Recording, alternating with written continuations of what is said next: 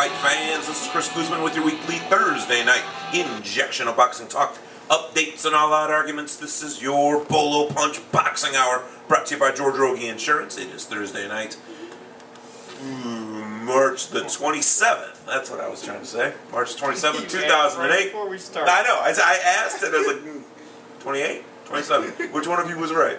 You really wanted it to be the 28th. I want it to be tomorrow. What do you want to know? Tomorrow's payday. We are here live at the Golden Leaf, 651 in Hobart, the greatest cigar shop this side of anywhere.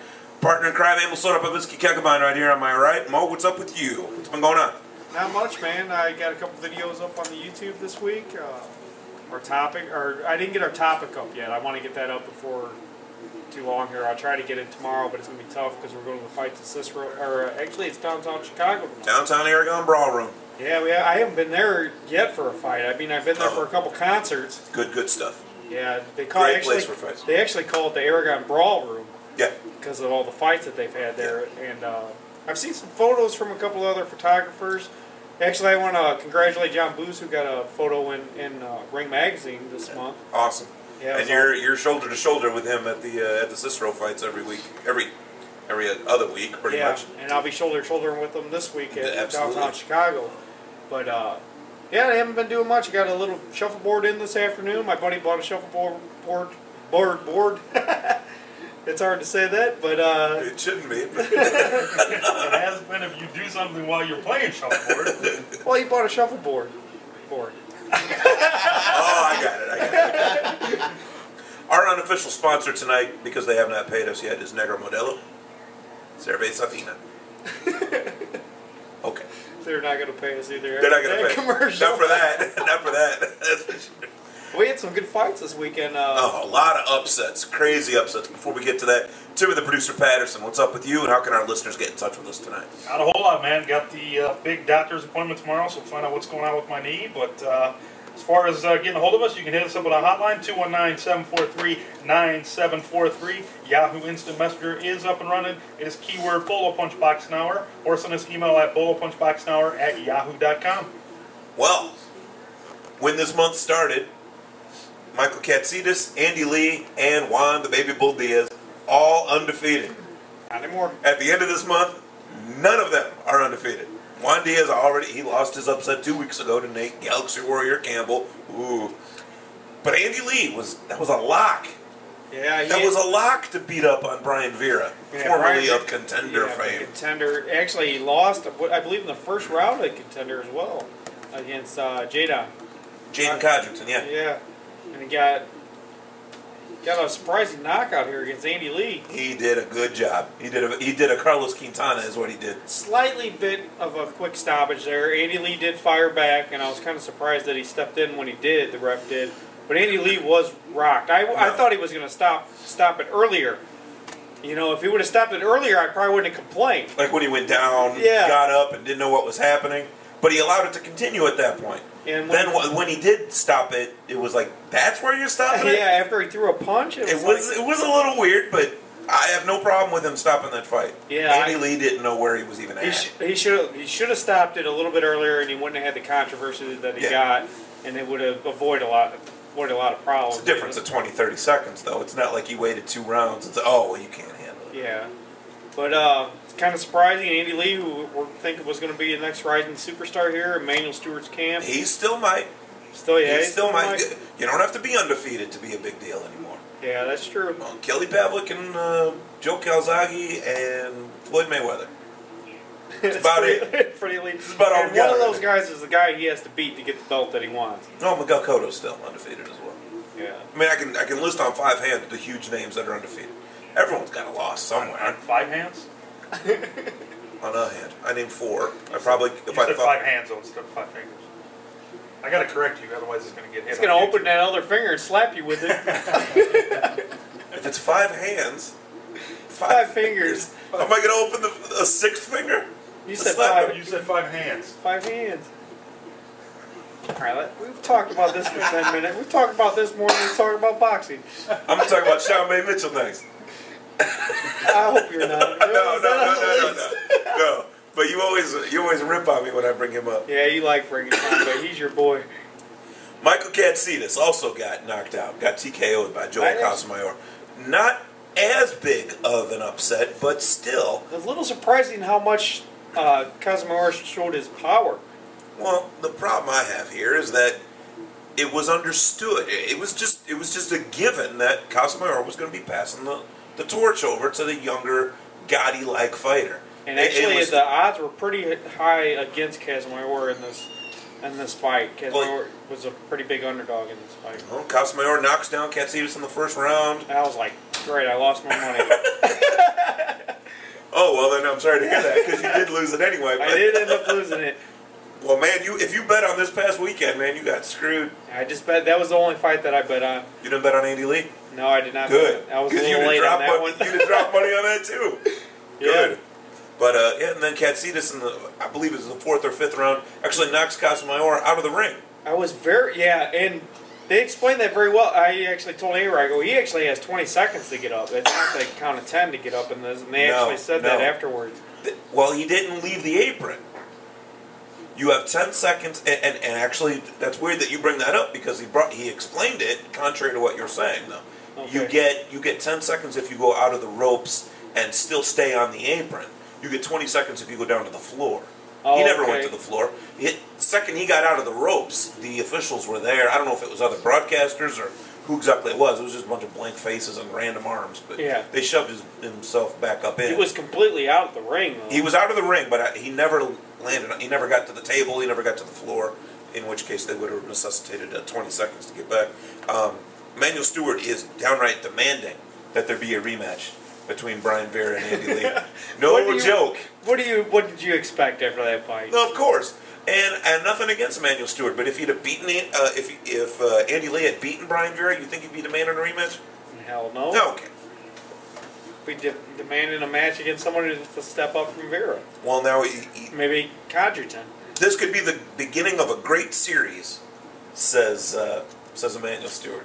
Now he's thinking trilogy. It should not be no series. He's thinking trilogy. If he beats him, is he going to give him a rematch? No, he beat him. He's going to take a step up. He's not going to go back and fight Vera.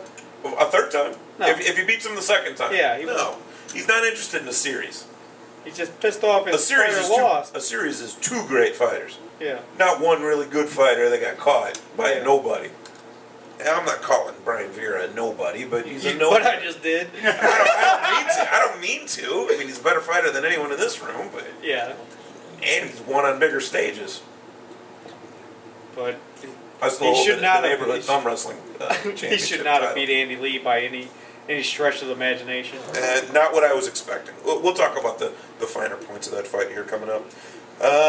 Mikhail Kessler, who swore up and down he didn't want to fight Edison Miranda, then agrees to a giant pile of terms. FightNews.com actually posted the terms. You'd have thought Axl Rose was coming into town demanding green M&Ms, or he wouldn't go on stage, and a bottle of Dom Perignon and all this crap. Kessler required so many little primping baby wussy girl things, or he wouldn't fight Miranda. Miranda's people said, fine. Every one of your demands we're going to do. And then Kessler ends up not wanting to take the fight after all. Yeah, he's like, I can't believe he took all that stuff. He's like, you went for all that stuff? I was kidding. I want to get knocked out. So, again, Miranda's got to sit there and cry and complain. He's not much of a crier, but he definitely is good at motivating someone to want to fight him. Yeah. Unless you're Mikhail Kessler. Kessler spent 3 years being told that he was the next big thing. The guy that had a chance to beat Calzaghe. Yeah, and when he got blown out by Calzaghe, now he wants to handpick who he's going to fight. It's like, come on. You got to get back up to the mountaintop. You got to fight all comers. I don't know if Miranda would be my first choice to get back in the ring against after I lost to Calzaghe, though. It's not for me to say. I mean, I wouldn't want to fight Miranda if I was undefeated. I wouldn't want to fight Miranda. I would not want to fight Miranda. I don't care. It doesn't matter. It's a little hard, ain't it? It's way too hard. He's mean. That fool's mean. So he's looking at Lucien Butte now. Miranda is. And Kessler is looking to sit on his ass. That's what he's Kessler's looking for a little guy, a little bit easier fighter. I don't know. Hey, look and see if Sergio Mora is available. Sergio Mora is middleweight, though. It's a little bit light. Oh, bring him on up. Fight Peter Manfredo. Whatever. He couldn't even beat Sergio Mora. Addison Miranda wants to fight Lucian Puch. That's what the word is right now. Miranda stated in a press release, "I am willing to go into his backyard and fight him. If he does not take this fight, then he's a coward just like Mikkel Kessler." Yeah, I don't. Muy interesante. I don't think he'll have problems signing a fight with Butte. Butte will get some good money out of that. Shouldn't his nickname be the Lighter? Butane? I think that's. I don't know. Maybe that's pretty stupid. Yeah. I'll put a gold star by your name. Yeah.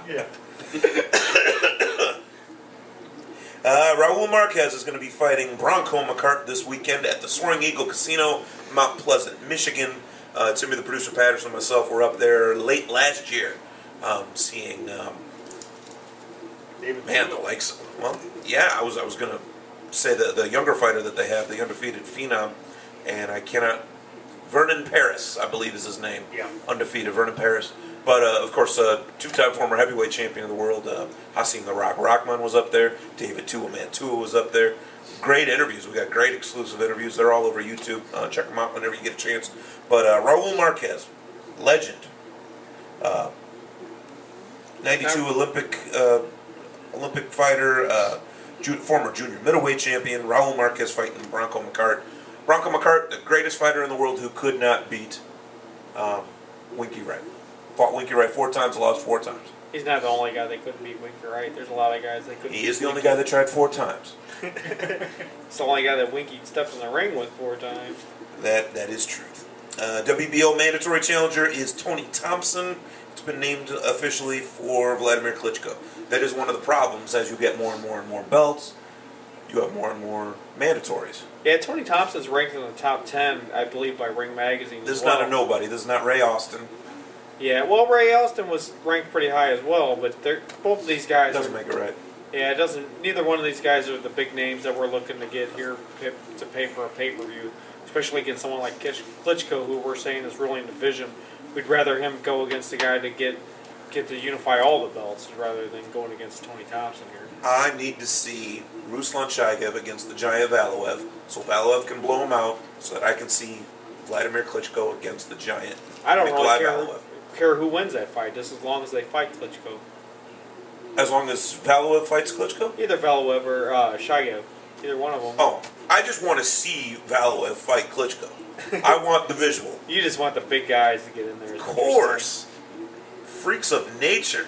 And anyone that tells me that Nikolai Valoev is not a freak of nature, that there aren't little men pouring plaster into his footprints. He just looks like looks like he should body slam they somebody. Just haven't looked at the man. Pouring plaster into his footprints. Why didn't he fight the Big Show? He needs to be fighting Big Show, so Big Show can look up at somebody. Yeah. This just in. If Floyd Mayweather breaks his jaw, then he is going to fight Valoev. And if not, if he does not take this fight, then he is a coward, just like Mikkel Kessler, said Miranda. 3 fighting legends have passed in the past week or so. The original Golden Boy, Art Golden Boy Aragon, 80 years old, suffered a stroke on the 25th. That was 2 days ago. Also, Ted Mustang Garcia was also 90 years old. Art Aragon was 80. Ted Mustang was 90. Fought from 1937 to 1948. We'll talk a little bit later on about the passings. Ted Mustang Garcia, Art Aragon, and Luis Magana. At least they left late in their life, not lost. Magana was 97. I hope I could live 97. I'd probably be lucky if I lived to 79. You guys are missing gems. You guys are missing gems here. That was good stuff. Put a star next to my name. You don't even get a gold star, man. Yours is like green or something. And I'm gonna make a star out of the label on this. how's this? How's this? We were just talking last week about how Everlast signed an exclusive deal with Juan the Baby Bull Diaz right after he lost. Well, now Golden Boy signs Juan the Baby Bull Diaz. Best thing this guy's done is lose. Well, he was leaving Don King. I know, but it just coming seems into that I fight. know. He was going to be leaving Don King anyway, so Oscar wants to put him on the back cover of Ring Magazine. Back inside, because he's got to be on the back cover. Yes. He can't be putting his fighters on the back. You know what? I stand corrected. That would be, because that would be strange. Jesus. Edwin Valero, who they said forever and ever wasn't going to be able to fight in the United States, just got licensed in Texas. Yeah, that's the guy that everybody's wanting to fight, Pacquiao. Yep. Because he knocked out believe it was his first 19 fights. He knocked the guys out in the first round. It was either 18 or 19. It was 18 in a row. He was going for 19, and he didn't do it. Okay, yeah, he didn't do it. And then he won like the next two in the first round. Now he's actually fought a couple fighters. I stand corrected. He did get 19 first round knockouts. Goddamn. Wait, not in a row. Not in a row. No. Not in a row. Though. Not in a row. Not in a row. Okay. He has 19 first round knockouts, but he got 18 of them in a row. So Yeah. you were right. Kind of. Not really. But I ripped the star in half for you. Valero's the guy that everybody's wanting to fight Pacquiao because of his power.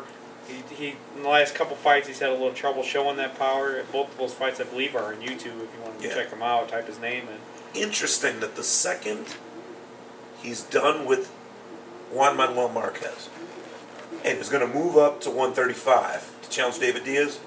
Now Valero gets licensed. Yeah, he's finally allowed. He had what was it? Cerebral hemorrhage. Yeah, there was some problem. I almost got it out. Shrill Howard? He had a hemorrhage. Is that like sweetbreads? But yeah, finally gets licensed here. He's been fighting out of the States for a while here, getting the bigger fights as soon as he comes back in the States, basically. Can't wait. Now there's no Pacquiao there though. Maybe he'll get the. Maybe he'll get Marquez though. No, there's plenty of talent there. I'm just saying they were mythically matched up for 2-3 years. Yeah. And it just never happened because Pacquiao only wants to fight in the United States because that's where he can make his money. Yeah. And the last little highlight on here before we go to our first break and get on to the fights that got us through the week is Judah and Mosley, their war of words. Zab Judah and Sugar Shane Mosley.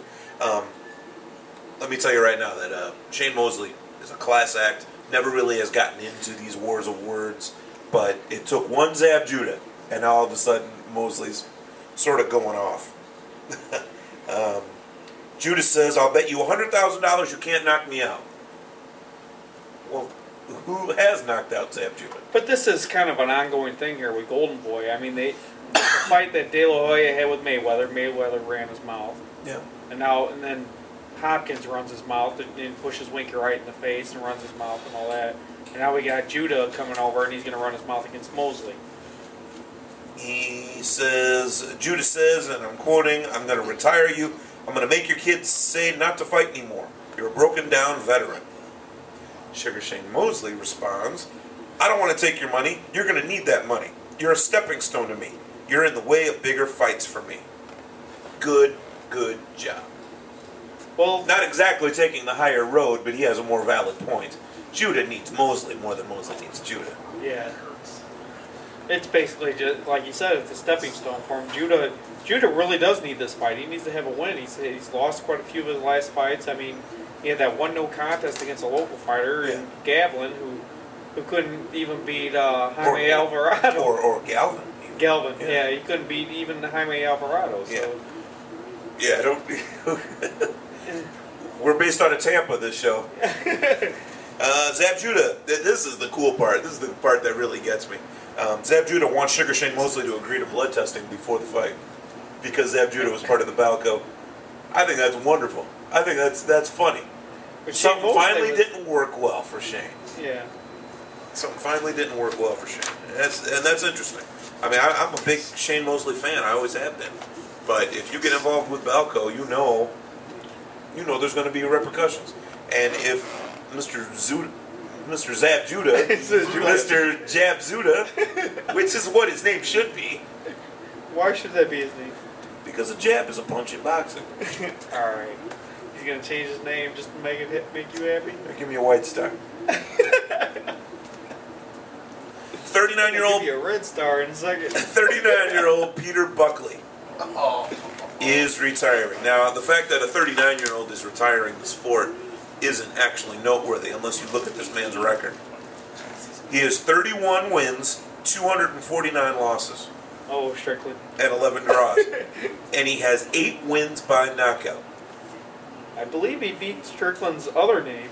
He has 291 professional fights. 291 fights. And he's won 8 times by knockout. And 31 wins, 249 losses. I'm guessing most of those 31 wins were early in his career. A lot like Reggie Strickland, who I would imagine. Talking about. Yeah, when you just say Strickland. There's actually two. I believe it's the same guy though. Reggie, I believe, had 2 names. Reggie's got a couple names, possibly. But I would love to get him in here after he retires and he's absolutely done. Well, he is retired, but he was talking about fighting MMA, but he's like 37, 38 years old. He's part of a local boxing commission now, actually. Yeah. NABF or I don't know, some alphabet soup. He fights as he operates as a matchmaker now. So. Yeah, we've actually seen him in a couple local fights. Yeah. So Peter Buckley, way to go. He says, boxing has allowed me to have nice holidays. The game also allowed me to earn a lot of respect, and it's increased my own self-respect, and it's kept me out of prison. End quote. If losing 249 times has helped you earn a lot of respect, and has increased his own self-respect, then I say go for it. It's helped him earn some revenue, basically. Definitely. Well, he's been in a lot of programs of world champions.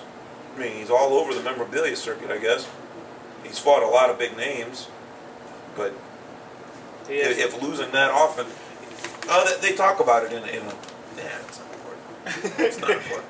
Let's take a break. We'll come right back, and we'll talk about all the fights, all the upsets, and all the fights that got us through the week. This is your Bolo Punch Boxing Hour, brought to you by George Rogie Insurance. www.hssp.cc, sportsjuice.com. Hi, this is Irish Mickey Wood. You are listening to the Bolo Punch Boxing Hour